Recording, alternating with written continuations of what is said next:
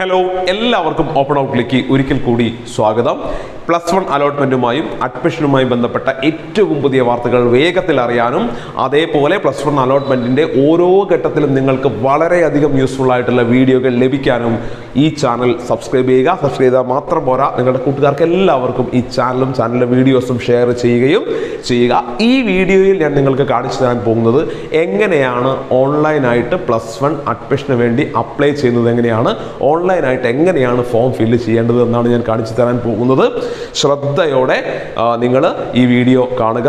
സ്റ്റെപ്പായിട്ട് നിങ്ങളുടെ സംശയങ്ങളെല്ലാം തീർത്തുകൊണ്ടായിരിക്കും ഈ വീഡിയോ മുന്നോട്ട് പോകുന്നത്. പൂർണ്ണമായിട്ടും വീഡിയോ കാണുക. കണ്ടാൽ മാത്രം പോരാ, നിങ്ങളുടെ എല്ലാ കൂട്ടുകാർക്കും +1 ഇത്തവണ അഡ്മിഷൻ എടുക്കാൻ ആഗ്രഹിക്കുന്ന എല്ലാ കൂട്ടുകാർക്കും ഈ വീഡിയോ ഷെയർ ചെയ്യുക. നിങ്ങളുടെ ക്ലാസ് ഗ്രൂപ്പുകളിലേക്കും എല്ലാം ഈ വീഡിയോ ഷെയർ ചെയ്യുക. കാരണം അവർക്ക് എല്ലാവർക്കും ഉപകാരപ്രദമായ ഒരു കാര്യമാണ് ഈ വീഡിയോയിലൂടെ ഞങ്ങൾ നൽകാൻ ശ്രമിക്കുന്നത്. ഇനി മറ്റൊരു കാര്യം കൂടി പറയട്ടെ. ഓപ്പൺ ഔട്ട് +1 അലോട്ട്മെൻറ്റിനായി കാത്തിരിക്കുന്ന +1 അഡ്മിഷനായി കാത്തിരിക്കുന്ന വിദ്യാർത്ഥികൾക്ക് വേണ്ടിയിട്ടുള്ള പ്രത്യേക വാട്സപ്പ് ഗ്രൂപ്പുകൾ ആരംഭിച്ചിട്ടുണ്ട്. നിങ്ങൾക്കൊരു ഹെൽപ്പ് ഡെസ്ക് എന്ന രീതിയിലാണ് അലോട്ട്മെൻറ്റുമായി ബന്ധപ്പെട്ടിട്ട് ഓരോ കാര്യങ്ങൾ അറിയാനും ഹെൽപ്പുകൾക്കും എല്ലാമായിട്ടാണ് ഈ വാട്സപ്പ് ഗ്രൂപ്പുകൾ.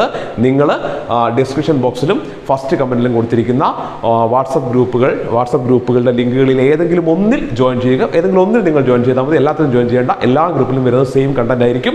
ഈ ഗ്രൂപ്പുകളെല്ലാം നിങ്ങൾ നിങ്ങളുടെ കൂട്ടുകാർക്കും ഷെയർ ചെയ്യുക. ഇനി നമുക്ക് വീഡിയോയിലേക്ക് കിടക്കാം. ഈ വീഡിയോയിൽ നമുക്ക് കാണാം എങ്ങനെയാണ് ഓൺലൈനായിട്ട് +1 അലോട്ട്മെന്റിന് വേണ്ടിയിട്ട് അപ്ലൈ ചെയ്യുന്നത് എന്ന്. ഓക്കെ, വിദ്യാർത്ഥികൾ ആദ്യം ചെയ്യേണ്ടത് പൊതുവിദ്യാഭ്യാസ വകുപ്പിൻ്റെ അഡ്മിഷൻ വെബ്സൈറ്റ് ആയിട്ടുള്ള www.admission.dge.kerala.gov.in എന്ന വെബ്സൈറ്റിൽ കയറുക. തുടർന്ന് click four higher secondary admission എന്ന ലിങ്കിൽ ക്ലിക്ക് ചെയ്യുക. ഈ സമയം നിങ്ങൾ മറ്റൊരു വെബ്സൈറ്റിലേക്ക് എത്തും. HSCAPൻ്റെ വെബ്സൈറ്റാണിത്. ആ വെബ്സൈറ്റിൽ ക്രിയേറ്റ് കാൻഡിഡേറ്റ് ലോഗിൻ -SWS എന്ന് കാണാം. ക്രിയേറ്റ് കാൻഡിഡേറ്റ് ലോഗിൻ -SWS എന്ന് നിങ്ങൾക്ക് കാണാം. ആ ലിങ്കിൽ ക്ലിക്ക് ചെയ്ത് കഴിഞ്ഞാൽ നിങ്ങൾക്ക് കാൻഡിഡേറ്റ് ലോഗിൻ സൃഷ്ടിക്കാവുന്നതാണ്. അപ്പോൾ ഈ കാൻഡിഡേറ്റ് ലോഗിൻ നിങ്ങൾ ചെയ്താൽ മാത്രമേ നിങ്ങൾക്ക് അലോട്ട്മെൻറ്റിന് ഓൺലൈനായിട്ട് അപേക്ഷിക്കാനും പിന്നീട് അലോട്ട്മെൻറ്റ് ചെക്ക് ചെയ്യാനും അലോട്ട്മെൻറ്റിൽ എന്തെങ്കിലും മാറ്റങ്ങൾ വരുത്തണമെങ്കിൽ അത് എഡിറ്റ് ചെയ്യണമെങ്കിലൊക്കെ എല്ലാം ചെയ്യണമെങ്കിൽ നിങ്ങൾ ആദ്യം ചെയ്യേണ്ടത് കാൻഡിഡേറ്റ് ലോഗിൻ സൃഷ്ടിക്കുക എന്നുള്ളതാണ്. അപ്പോൾ നമുക്ക് ആദ്യം കാൻഡിഡേറ്റ് ലോഗിൻ എങ്ങനെയാണ് സൃഷ്ടിക്കുക എന്ന് നോക്കാം. അപ്പോൾ നമ്മൾ ആ ലിങ്ക് ക്ലിക്ക് ചെയ്യുമ്പോൾ നമ്മുടെ മുമ്പിൽ ഇങ്ങനെയൊരു സ്ക്രീൻ തെളിഞ്ഞു വരും. അതിൽ നമ്മൾ ആദ്യം ഡിസ്ട്രിക്റ്റ് സെലക്ട് ചെയ്യണം. അതായത് ഏത് ജില്ലയിലെ സ്കൂളിലാണോ നമ്മൾ ആപ്ലിക്കേഷൻ കൊടുക്കുന്നത് ആ ഡിസ്ട്രിക്റ്റ് നമ്മളവിടെ സെലക്ട് ചെയ്യുക എന്നുള്ളതാണ് നമ്മൾ ആദ്യം ചെയ്യേണ്ടത്. അങ്ങനെ ഡിസ്ട്രിക്റ്റ് ഏതാണോ അത് സെലക്ട് ചെയ്ത ശേഷം സബ്മിറ്റ് എന്ന ബട്ടൺ പ്രസ് ചെയ്യുക. അങ്ങനെ സബ്മിറ്റ് ചെയ്യുമ്പോൾ നമ്മുടെ മുമ്പിൽ ഇത്തരത്തിലുള്ളൊരു വിൻഡോ വരും. ഇതിൽ നമ്മൾ കുറച്ച് കാര്യങ്ങൾ ഫില്ല് ചെയ്യേണ്ടതുണ്ട്. ഏറ്റവും ആദ്യം ചെയ്യേണ്ടത് SSLC സ്കീം സെലക്ട് ചെയ്യുക.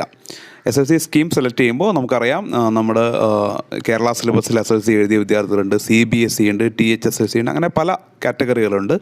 അതിലേതാണ് നിങ്ങളുടേതെന്ന് ആദ്യം സെലക്ട് ചെയ്യുക. രണ്ടാമത് രജിസ്റ്റർ നമ്പറാണ്. നിങ്ങളുടെ എക്സാമിൻ്റെ രജിസ്റ്റർ നമ്പർ എൻ്റർ ചെയ്യുക. പിന്നീട് നിങ്ങൾ മന്ത് പാസ്, ഏത് മാസമാണ് ഈ പരീക്ഷ നിങ്ങൾ പൂർത്തിയാക്കിയത് എന്നുള്ളത് സെലക്ട് ചെയ്യുക. ഈ വർഷത്തെ SSLC പരീക്ഷ പാസ്സായ വിദ്യാർത്ഥികൾ മാർച്ച് എന്നതാണ് സെലക്ട് ചെയ്യേണ്ടത്. ഏപ്രിലായിരുന്നു കൂടുതൽ പരീക്ഷകൾ നടന്നത് എന്നുള്ളത് ശരിയാണ്. പക്ഷേ എക്സാമിനേഷൻ്റെ ക്വസ്റ്റ്യൻ പേപ്പറിൽ കൊടുത്തിരിക്കുന്നത് മാർച്ച് 2022 എന്നായതുകൊണ്ട് തന്നെ നിങ്ങളിവിടെ സെലക്ട് ചെയ്യേണ്ടത് മാർച്ച് എന്നാണ്. Month March. ഇയർ പാസ്, ഏത് വർഷമാണ് നിങ്ങൾ എക്സാം എഴുതിയത് എന്നുള്ളത് സെലക്ട് ചെയ്യുക.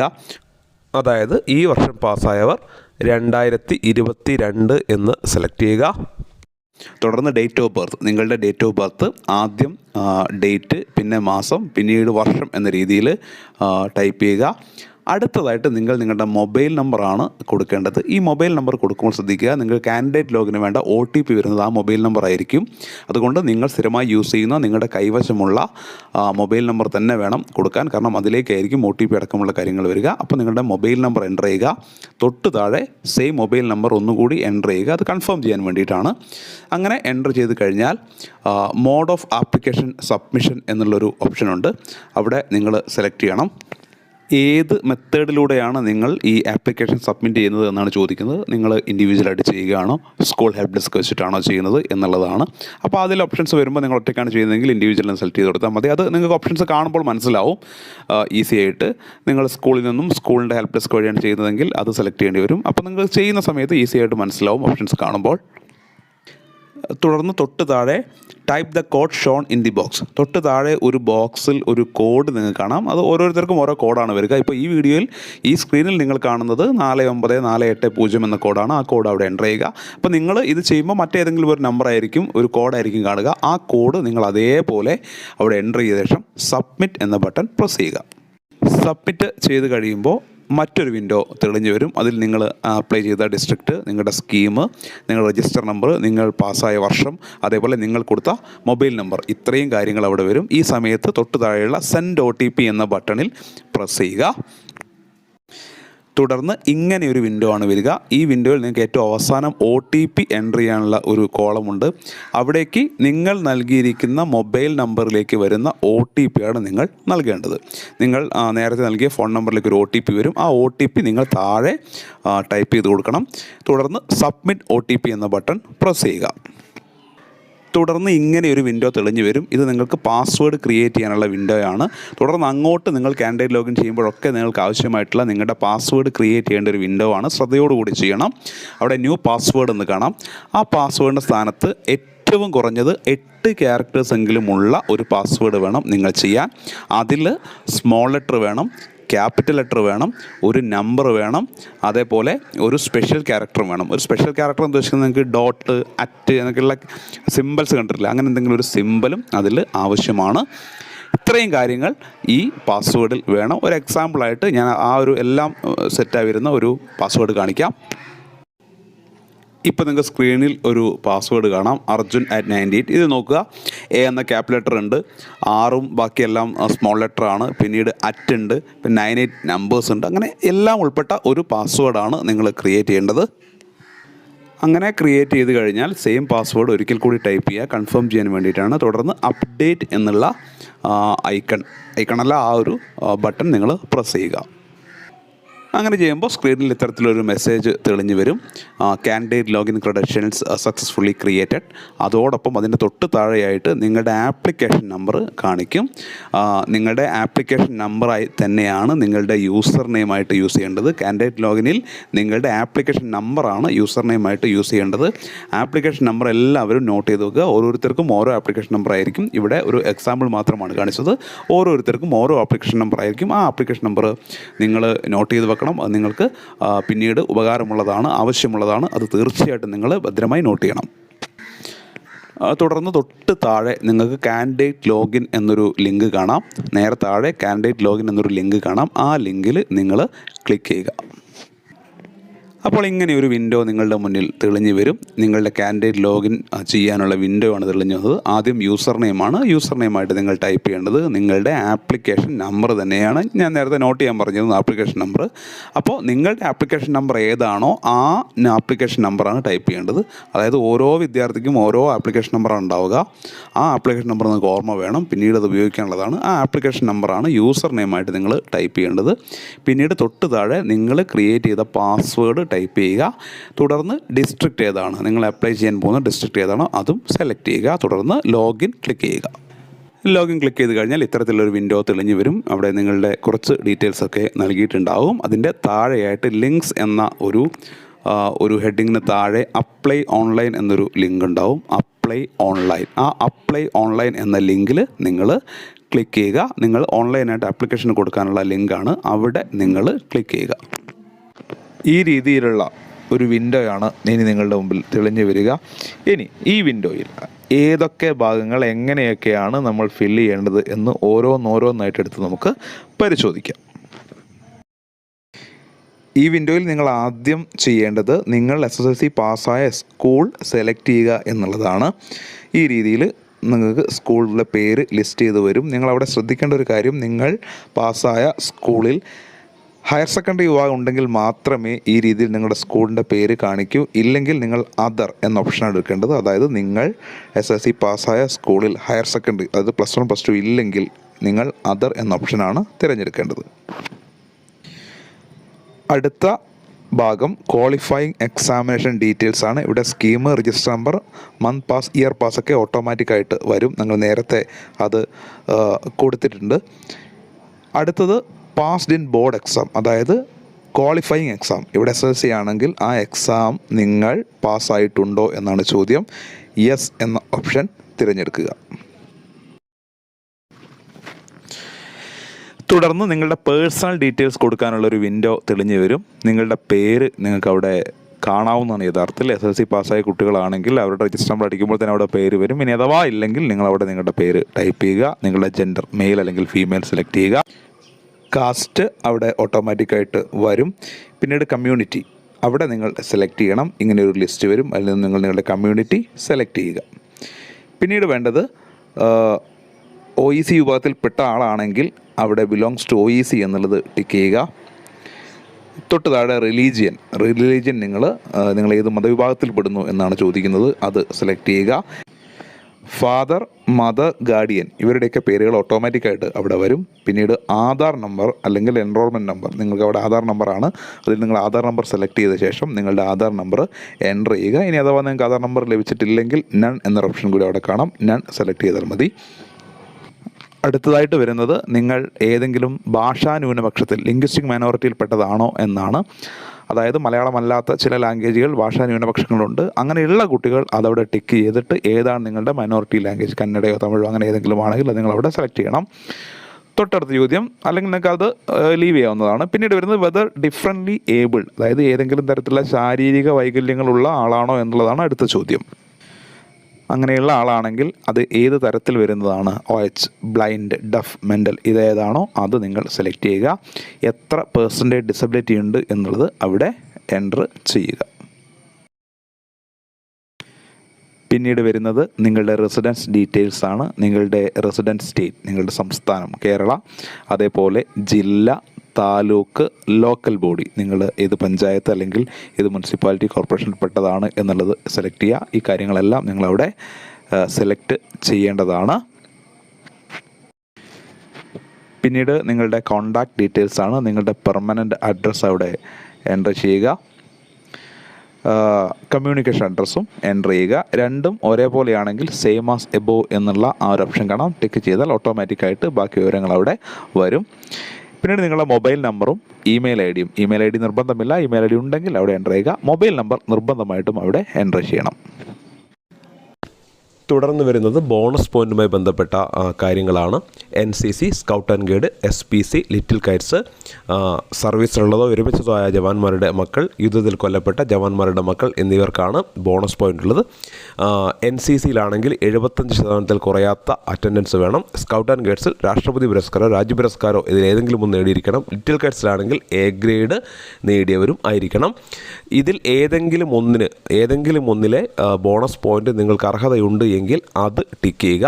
പ്രത്യേകം ശ്രദ്ധിക്കേണ്ട കാര്യം, ഇതിൽ ഏത് ബോണസ് പോയിൻ്റ് അർഹമായ കാര്യത്തിൽ നിങ്ങൾ ക്ലിക്ക് ചെയ്താലും അതുമായി ബന്ധപ്പെട്ട സർട്ടിഫിക്കറ്റ് നിങ്ങളുടെ കൈവശം ഉണ്ട് എന്ന് ഉറപ്പുവരുത്തുക. കാരണം ആപ്ലിക്കേഷൻ സബ്മിറ്റ് ചെയ്യുന്നതിന് മുൻപേ, അതായത് ഇപ്പോൾ നിങ്ങൾ ഫില്ല് ചെയ്തുകൊണ്ടിരിക്കുന്ന ഈ ആപ്ലിക്കേഷൻ സബ്മിറ്റ് ചെയ്യണമെങ്കിൽ ഈ സർട്ടിഫിക്കറ്റ് നമ്പർ ഉൾപ്പെടെയുള്ള കാര്യങ്ങൾ ആവശ്യമാണ്. അതുകൊണ്ട് സർട്ടിഫിക്കറ്റ് കയ്യിലുണ്ടെങ്കിൽ മാത്രമേ നിങ്ങൾ അത് ടിക്ക് ചെയ്യാവൂ.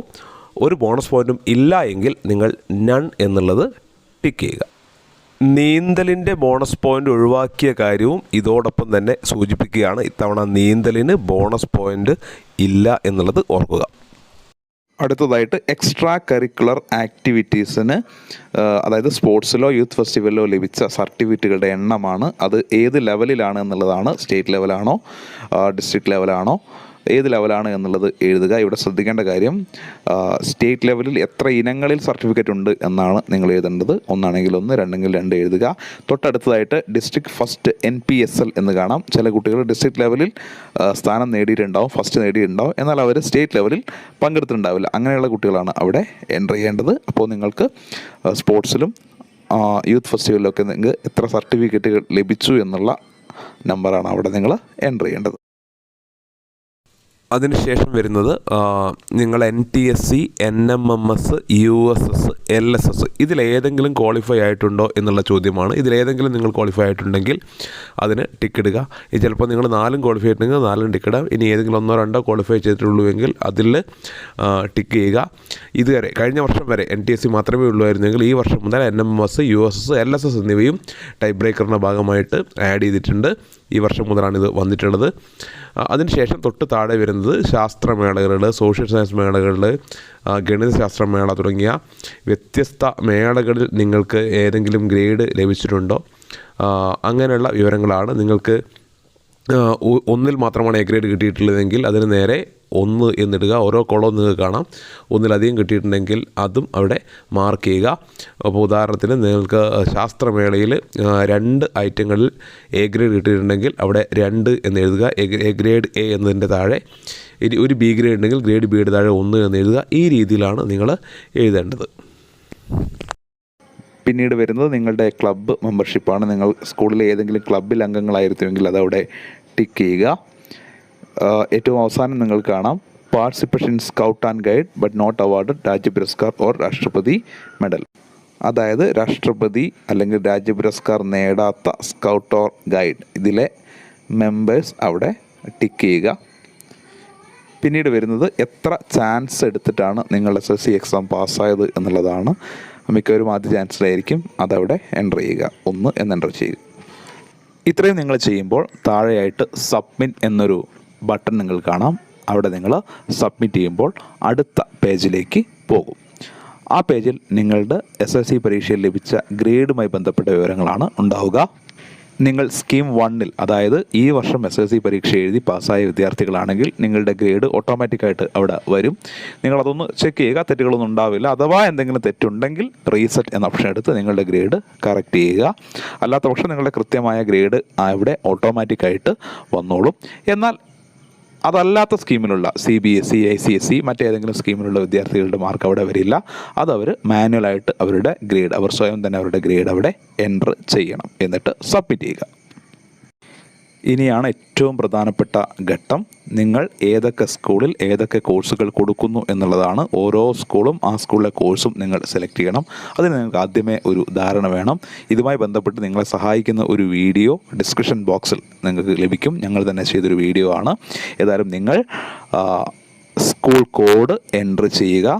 തുടർന്ന് ആ സ്കൂളിലുള്ള കോഴ്സുകൾ ഏതൊക്കെയാണോ ആ കോഴ്സും സെലക്ട് ചെയ്യുക. ഇനി നിങ്ങൾക്ക് സ്കൂൾ കോഡ് അറിയില്ലെങ്കിൽ തൊട്ടടുത്തായിട്ട് സ്കൂൾ കോഡ് ലഭിക്കാൻ നിങ്ങളെ ഹെൽപ്പ് ചെയ്യുന്ന ഒരു ലിങ്ക് കാണാം. അവിടെ ക്ലിക്ക് ചെയ്ത് കഴിഞ്ഞാൽ വിവിധ സ്കൂളുകളുടെ കോഡുകൾ കാണിക്കും. ആ കോഡ് നിങ്ങൾ എൻ്റർ ചെയ്യുക. ആ സ്കൂളിൽ ഏത് കോഴ്സാണോ ലഭിക്കേണ്ടത് അത് സെലക്ട് ചെയ്ത ശേഷം സേവ് ചെയ്യുക. പ്രത്യേകം ശ്രദ്ധിക്കുക, അതൊരിക്കലല്ല ചെയ്യേണ്ടത്. ഒന്ന് സേവ് ചെയ്ത് കഴിഞ്ഞാൽ പിന്നെ അടുത്ത സ്കൂളും കോഴ്സും സെലക്ട് ചെയ്യുക. അങ്ങനെ നിങ്ങൾ കൊടുക്കാൻ ഉദ്ദേശിക്കുന്ന സ്കൂളുകളും അവിടെ കൊടുക്കാൻ ഉദ്ദേശിക്കുന്ന കോഴ്സുകളും സെലക്ട് ചെയ്യുക. അത് നിങ്ങൾക്ക് 50 സ്കൂളുകൾ വരെ കൊടുക്കാം എന്നാണ് മനസ്സിലാക്കുന്നത്. അത് നിങ്ങൾ കൊടുത്ത ഓർഡറിൽ തൊട്ട് താഴെ തെളിഞ്ഞ് വരും. അത് നിങ്ങൾ കൃത്യമായിട്ട് നോക്കണം. കാരണം അവിടെ തെറ്റ് വരാൻ പാടില്ല. നിങ്ങൾ ഉദ്ദേശിച്ച ഓർഡറിൽ തന്നെയാണ് സ്കൂളുകളും കോഴ്സുകളും കൊടുത്തിരിക്കുന്നത് എന്നുള്ളത് നിങ്ങൾ കൃത്യമായിട്ട് നോക്കി ഉറപ്പിക്കുക. നിങ്ങൾക്ക് ഈ കൊടുത്ത വിവരങ്ങളിൽ എന്തെങ്കിലും തിരുത്തലുകൾ വരുത്താനുണ്ടെങ്കിൽ അത് ഡിലീറ്റ് ചെയ്യണോ എഡിറ്റ് ചെയ്യാനുള്ള ഓപ്ഷനൊക്കെ നിങ്ങൾക്ക് സൈഡിൽ കാണാം. അവിടെ നിങ്ങൾക്ക് ചെയ്യാവുന്നതാണ്. ഏതായാലും ഇക്കാര്യങ്ങളെല്ലാം തീർത്ത ശേഷം താഴെയായിട്ട് സബ്മിറ്റ് ഡീറ്റെയിൽസ് എന്നൊരു ബട്ടൺ കാണാം. അത് നിങ്ങൾക്ക് ക്ലിക്ക് ചെയ്യാം. അതോടുകൂടി നിങ്ങൾ പുതിയ ഒരു വിൻഡോയിലേക്ക് പോകും. ആ വിൻഡോയിൽ നിങ്ങൾ നൽകിയ എല്ലാ വിവരങ്ങളും ഉൾപ്പെടുത്തി ഫോമിൻ്റെ ഒരു പ്രിവ്യൂ കാണിക്കും. ഈ രീതിയിലായിരിക്കും ഉണ്ടാവുക. അതിൻ്റെ താഴെയായിട്ട് നിങ്ങൾ കൊടുത്ത വിവരങ്ങളിൽ എന്തെങ്കിലും കാര്യങ്ങൾ തെറ്റിപ്പോവുകയോ മാറ്റിക്കൊടുക്കുകയോ ഒക്കെ ചെയ്യാനുണ്ടെങ്കിൽ നിങ്ങൾക്കത് തിരുത്താനുള്ള അവസാന ഓപ്ഷൻ ലഭിക്കും. എഡിറ്റ് കാൻഡിഡേറ്റ് ഡീറ്റെയിൽസ് ഒന്നും തൊട്ട് താഴെയായിട്ട് നിങ്ങളുടെ ഗ്രേഡുമായി ബന്ധപ്പെട്ട ഡീറ്റെയിൽസ് എഡിറ്റ് ചെയ്യാനാണെങ്കിൽ ഇത്തരം കാര്യങ്ങളൊക്കെ എഡിറ്റ് ചെയ്യാനുള്ള ഒരു സൗകര്യം അവിടെ ലഭിക്കും. അതിനുശേഷമാണ് നമ്മൾ ഫൈനൽ സബ്മിഷനിലേക്ക് പോവുക.